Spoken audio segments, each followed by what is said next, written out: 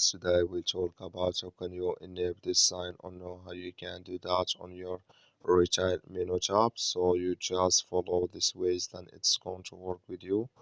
All you have to do, you just go down, click your account down here, just click on it. So then it's going to take you to your profile here. It's going to show for you like this. You click on settings here. So then you come to next step here. It's going to show for you like this. Click here on push notifications. So then it's going to take you to this list. It's going to show for you like this. You click here on notification categories here. You come to next step here. Then you come to featured coupons here. Just click in this sign. Like you see, this color show for us. That's mean featured coupons enabled with us now.